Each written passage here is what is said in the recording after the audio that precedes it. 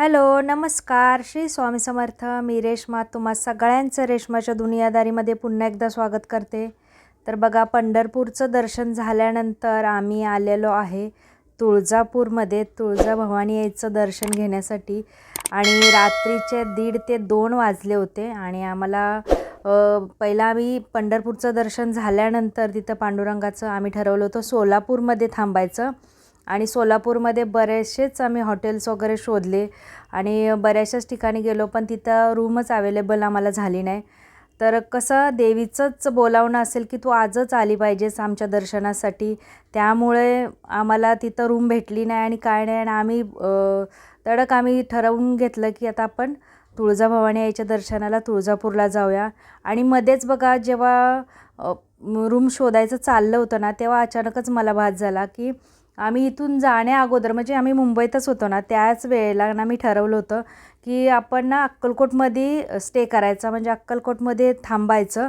आणि आम्ही आपलं सोलापूरमध्येच रूम शोधत होतो, कारण की खूप कंटाळलो होतो. आणि म्हटलं इथं आपण थोडा वेळ रेस्ट करू आणि सकाळी फ्रेश वगैरे होऊन आरतीच्या टायमाला आपण निघून जाऊ म्हणून. तर तिथं आम्हाला रूमच नाही भेटली. आणि जेव्हा ते रूम शोधणं चालू होतं ना, तेव्हा ना अचानकच मला भास झाला स्वामींचा, की असं स्वामी बोलल्यासारखं मला असं वाटलं की तू तुझ्या सोयीनुसार बघतेस का? तू तर अक्कलकोटमध्ये येणार होतीस राहण्यासाठी आणि तू सोलापूरमध्येच रूम शोधतेस का? असं मला एकदम असं भास झाल्यासारखं झाला आणि माझ्या अंगावर असे क्षारच आले. मी ह्यांना म्हटलं, चला आता एवढा प्रवास आपला झाला आहे, अजून थोडा आपण तुळजाईचं पहिलं दर्शन घेऊया आणि अक्कलकोटमध्येच जाऊन थांबूया म्हणून. तर बघा, इथं तुळजाईच्या दर्शनासाठी आलो आहे. 1:30 पावणे 2 वाजले होते तेव्हा आम्ही आलेलो. आणि आल्यानंतर इथं आम्हाला असं वाटलं होतं की मंदिर वगैरे बंद आहे, पण काही दुकानं चालू होती. तर तिथे एका दुकानात आम्ही विचारलं की मंदिर वगैरे चालू आहे का, किंवा किती वाजता चालू होतं. तर त्यांनी सांगितलं की रात्री 1 वाजताच चालू झालेलं आहे, कारण की मार्गशीर्ष महिना आहे, भाविक येतात आहे लांबून, त्यामुळे रात्री 1 वाजल्यापासूनच चालू ठेवलेलं आहे मंदिर म्हणून. तर बघा कसा योगायोग असतो ना, तिथं आम्हाला रूम न भेटणं आणि इथं आल्या आल्या आम्हाला लगेचच आम्हाला दर्शन वगैरे होणं. तर हे पंडित काका होते, त्यांनी आम्हाला सांगितलं की इथून लाईन, आम्हाला लाईनसुद्धा माहिती नव्हती की कुठून आम्ही लाईन लावायचं म्हणून. तर त्यांनी सांगितलं, तेव्हाच ते बोलले की तुम्हाला जर ओटी वगैरे भरायची असेल तर ओटी तुम्ही भरून घेऊ शकता आणि कापूर आरती वगैरे तुमच्या हस्ते होऊ शकते. तर आम्ही हां बोललो. तर इथूनच रांगेतून आम्हाला आतमध्ये गेल्यानंतर मग दर्शनाची रांग चालू होती बघा. तर भाविक कमी होते, कारण की आता नुसता मार्गशीर्ष चालू होता आणि सकाळची म्हणजे रात्रीचीच वेळ होती, रात्रीचे 1:30 वाजले होते. आणि जास्त काही लोक नसल्या कारणाने ना बघा, गर्दी अजिबात नाही आणि दर्शनसुद्धा खूप सुटसुटीत आणि खूप छान प्रकारे आमचं झालं. प्रवास करून तर ना आमचे पाय खूप म्हणजे खूप माझे तर सुजले होते. अगदी चप्पलसुद्धा पायामध्ये बसत नव्हते आणि चालतासुद्धा येत नव्हतं. आणि त्यात दिवसभर अशी साडी वगैरे असल्याकारणाने ना अजूनच खूप अवघडल्यासारखं झालेलं. आणि आम्ही जेव्हा घरातून निघालेलो ना, तेव्हाच आम्ही ठरवलेलं की ह्या साडीवर आपल्या तुळजापूरचं दर्शन झालं पाहिजे. म्हणजे मी जी साडी हिरवी नेसली ते, आणि त्याच साडीवर तुळजाईनं दर्शन घडवून दिलं. त्यानंतर ओटी वगैरे बघा, मी आणली होती साडी, तर त्याची अशी ओटी वगैरे मी भरून घेतली. तर इथं कॅमेरा म्हणजे शूट करायला परवानगी नाही दिली त्यांनी, त्यामुळं मी शूट जास्त मला करता नाही आलं. आणि मग बाहेर आल्यानंतर अशी तुळजाईची अशी एक फोटो आहे बघा, तिथं आपली कापूर आरती वगैरे केली जाते, आपली ओटी भरली जाते आणि मग कापूर आरती आपल्या हस्ते ती करून घेतात. तर इथं बघा ओटी वगैरे त्यांनी भरून घेतली. खूप खूप म्हणजे खूप छान वाटलं मला. म्हणजे जसं योजना केली होती त्याच्यापेक्षासुद्धा सुटसुटीत आणि खूप छान प्रकारे आमचं दर्शन झालं. कदाचित तिचीच इच्छा असेल आईची की तिने ह्या टायमाला आपल्यापाशी यावं दर्शनासाठी आणि तिचं दर्शन व्हावं. पहिल्यांदाच मी आले तुळजापूरला आणि पहिल्यांदाच पंढरपूरलासुद्धा मी आले होते. सगळीकडे माझं दर्शन खूप छान प्रकारे झालं. त्यानंतर बघा, आरती सगळ्यांच्या हस्ते छान आईची आरती करून घेतली.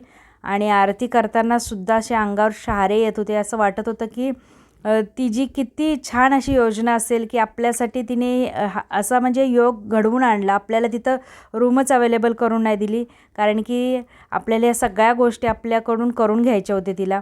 त्यानंतर अशी ओटी घेऊन ना एक प्रदक्षिणा आम्हाला करायला सांगितली पूर्ण मंदिराची.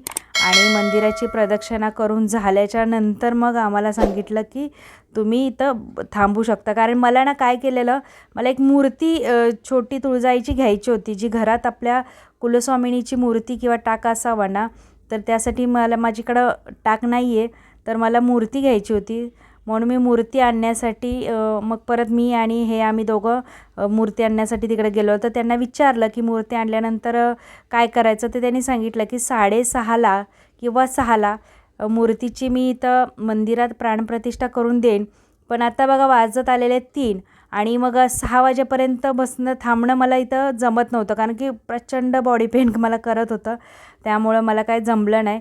तर मी मूर्ती वगैरे घेऊन आलो. त्यानंतर इथं कौल वगैरे लावला. हा चिंतामणी दगड आहे आणि आपले छत्रपती शिवाजी महाराज जेव्हा मोहिमेवर जायचे तेव्हा इथं येऊन तुळजाईच्या जवळ असे कौल घेऊन जायचे. तर मी सुद्धा कौल घेतला आणि ह्यांनी घेतला, माझ्या बहिणीने घेतला. तर त्यानंतर कौल वगैरे घेऊन झाल्यानंतर मग आम्ही मूर्ती आणलेली होती. ती मूर्ती मी त्या पंडित होते त्यांच्याजवळ दिली. मग त्यांनी जाऊन गाभाऱ्यात तुळजाईच्या पायाजवळ ती मूर्ती ठेवली आणि तिथून म्हणजे हळदी कुंकू आणि फुलं वगैरे त्यांच्याजवळनं घेऊन आले. अगदी तिच्या पायाजवळ जरी लावली ना तरी खूप झालं. त्यांनी सांगितलं तुम्ही घरीसुद्धा प्राणप्रतिष्ठा करू शकता आणि घरी प्राणप्रतिष्ठा करून मूर्तीची स्थापना तुम्ही करू शकता. आईचं दर्शन झाल्यानंतर पूर्ण अंगातला थकवा, आळस, सगळं निगेटिव्हिटी सगळं निघून गेलं आणि खूप भारी प्रसन्न वाटू लागलं. कारण की आम्हाला प्रवासामुळं खूप थकवा आलेला आणि माझी मुंबईतच असताना म्हणजे गावाला जायच्या अगोदरच माझी थोडी तब्येत खराब होती आणि असं वाटलेलं की देवदर्शन होईल का नाही. पण एवढ्या छान प्रकारे देवदर्शन झालं आणि इथं तुळजापुरात आल्यानंतर तर एकदम मन प्रसन्न झालं. अगदी म्हणजे असं वाटलं की जे योजलेलं त्याच्यापेक्षा पण छान आमचं दर्शन घडून आलं. तर ज्या दिवशी आम्ही दर्शनाला गेलेलो त्या दिवसाचा इथं मी फोटो बघा ठेवलेला आहे देवीचा.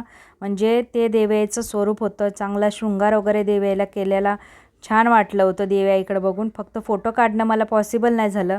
त्यामुळे जे पंडित होते त्यांनी आम्हाला फोटो काढून हा दिला होता. तर या फोटोचं तुम्हीसुद्धा दर्शन घ्या.